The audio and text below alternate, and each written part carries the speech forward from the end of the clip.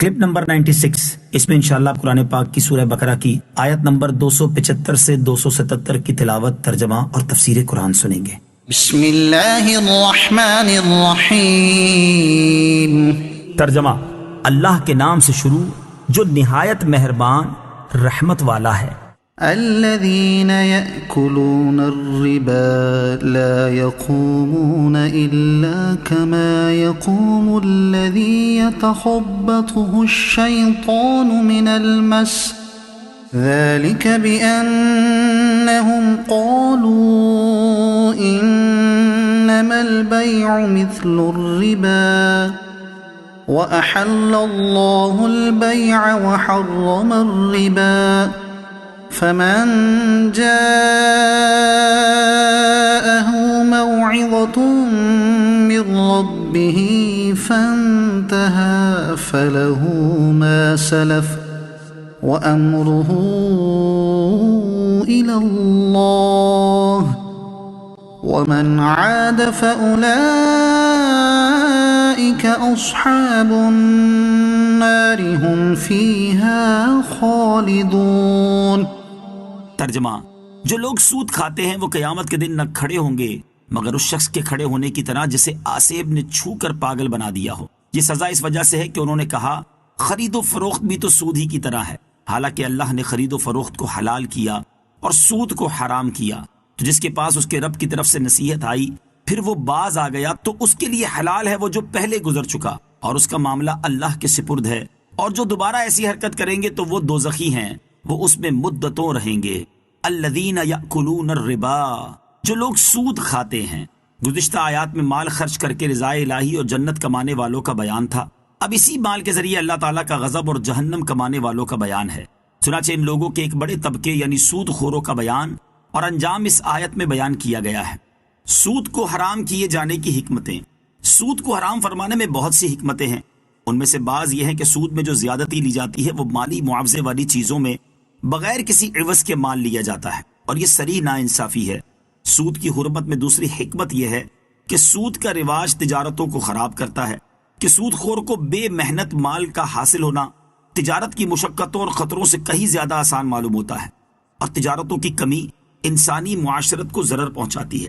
تیسری حکمت یہ ہے کہ سود کے رواج سے باہمی محبت کے سلوک کو نقصان پہنچتا ہے، کہ جب آدمی سود کا عادی ہوا تو وہ کسی کو قرض حسن سے امداد پہنچانا گوارا نہیں کرتا۔ چوتھی حکمت یہ ہے کہ سود سے انسان کی طبیعت میں درندوں سے زیادہ بے رحمی پیدا ہوتی ہے، اور سود خور اپنے مقروض کی تباہی اور بربادی کا خواہش مند رہتا ہے۔ اس کے علاوہ بھی سود میں اور بڑے بڑے نقصان ہیں، اور شریعت کی سود سے ممانعت عین حکمت ہے۔ مسلم شریف کی حدیث میں ہے رسول کریم علیہ الصلوۃ والسلام نے سود دینے والے، لینے والے، اس کے کاغذات تیار کرنے والے اور اس کے گواہوں پر لعنت فرمائی، اور فرمایا کہ وہ سب گناہ میں برابر ہیں۔ سود خور قیامت میں ایسے مخبوط الحواس ہوں گے اور ایسے گرتے پڑتے کھڑے ہوں گے جیسے دنیا میں وہ شخص جس پر بھوت سوار ہو، کیونکہ سود خور دنیا میں لوگوں کے لیے بھوت بنا ہوا تھا۔ آج کل سودی قرضہ لینے دینے کا ابتدائی انداز تو بڑا مہذب ہوتا ہے، اچھے اچھے ناموں سے اور خوش کن ترغیبات سے دیا جاتا ہے، لیکن کچھ ہی عرصے بعد قرض دینے والوں کی خوش اخلاقی، ملن ساری اور چہرے کی مسکراہٹ سب رخصت ہو جاتی ہے، اور اصل چہرہ بے نقاب ہو جاتا ہے۔ جو گالیاں دے رہا ہوتا ہے، غنڈے بھیج رہا ہوتا ہے، گھر کے باہر کھڑے ہو کر ذلیل و رسوا کر رہا ہوتا ہے، دکان، مکان، فیکٹری سب پر قبضہ کر کے فقیر و کنگال اور محتاج و کلاش کر کے بے گھر اور بے زر کر رہا ہوتا ہے۔ انما البیع مثل الربا، تجارت سود ہی کی طرح ہے۔ یہاں سود خوروں کا وہ شبہ بیان کیا جا رہا ہے جو زمانہ اسلام سے پہلے سے لے کر آج تک چلا آ رہا ہے، وہ یہ کہ تجارت اور سود میں کیا فرق ہے۔ دونوں ایک جیسے تو ہیں، تجارت میں کوئی سامان دے کر نفع حاصل کرتا ہے اور سود میں رقم دے کر نفع حاصل کیا جاتا ہے، حالانکہ دونوں میں زمین و آسمان کا فرق ہے۔ غور کریں کہ تجارت کرنے سے حسن سلوک میں فرق نہیں آتا، آدمی سست، کاہل اور مشقت سے جی چرانے والا نہیں بنتا، اپنے مال کو خطرے پر پیش کرتا ہے، نفع و نقصان دونوں کی امید ہوتی ہے، دوسرے کی بربادی و محتاجی کا آرزو مند نہیں ہوتا، جبکہ سود والا بے رحم ہو جاتا ہے اور وہ مفت میں کسی کو رقم دینے کا تصور نہیں کرتا، انسانی ہمدردی اس سے رخصت ہو جاتی ہے۔ قرض لینے والا ڈوبے، مرے، تباہ ہو، یہ بہر صورت اسے نچوڑنے پر تلا رہتا ہے۔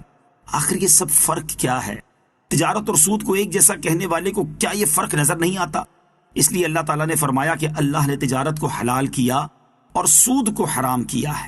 فانتہا، تو جو رک گیا، چونکہ سود کا لین دین ایک عرصے سے چلتا آ رہا تھا، تو فرمایا گیا کہ جب حکم الہی نازل ہو گیا تو اب اس پر عمل کرتے ہوئے جو آئندہ سود لینے سے باز آ گیا تو حرمت کا حکم نازل ہونے سے پہلے جو وہ لیتا رہا اس پر اس کی کوئی گرفت نہ ہوگی، اور اس کی معافی کا معاملہ بلکہ ہر امر و نہی کا معاملہ اللہ تعالیٰ کے حوالے ہے۔ اور یہ بھی یاد رکھو کہ جو حرمت کا حکم اترنے کے بعد بھی سود کھائے گا تو وہ جہنم کا مستحق ہے، اور اگر حلال سمجھ کر کھایا تو کافر ہے، ہمیشہ جہنم میں رہے گا، کیونکہ کسی بھی حرام قطعی کو حلال جاننے والا کافر ہے۔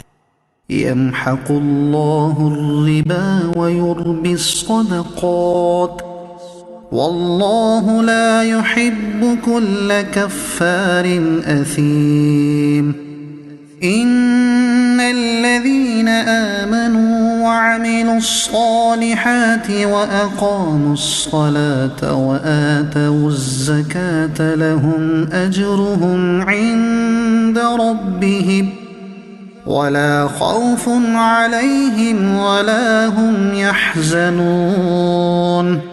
ترجمہ: اللہ سود کو مٹاتا ہے اور صدقات کو بڑھاتا ہے، اور اللہ کسی ناشکرے بڑے گناہگار کو پسند نہیں کرتا۔ بے شک وہ لوگ جو ایمان لائے اور انہوں نے اچھے کام کیے اور نماز قائم کی اور زکوٰۃ دی، ان کا اجر ان کے رب کے پاس ہے، اور ان پر نہ کوئی خوف ہوگا اور نہ وہ غمگین ہوں گے۔ یمحق اللہ الربا، اللہ سود کو مٹاتا ہے۔ اللہ تعالیٰ سود کو مٹاتا ہے اور سود خور کو برکت سے محروم کرتا ہے۔ حضرت عبداللہ ابن عباس رضی اللہ تعالیٰ عنہما نے فرمایا کہ اللہ تعالیٰ سود خور کا نہ صدقہ قبول کرے، نہ حج، نہ جہاد، نہ رشتہ داروں سے حسن سلوک۔ اللہ تعالیٰ سود کو مٹاتا ہے جبکہ صدقہ و خیرات کو زیادہ کرتا ہے، دنیا میں اس میں برکت پیدا فرماتا ہے اور آخرت میں اس کا اجر و ثواب بڑھاتا ہے۔ چنانچہ اللہ تعالیٰ ارشاد فرماتا ہے: وما آتيتم من زكاة تريدون وجه الله فأولئك هم المضعفون۔ اور جو تم اللہ کی رضا چاہتے ہوئے زکوٰۃ دیتے ہو تو وہی لوگ اپنے مال بڑھانے والے ہیں۔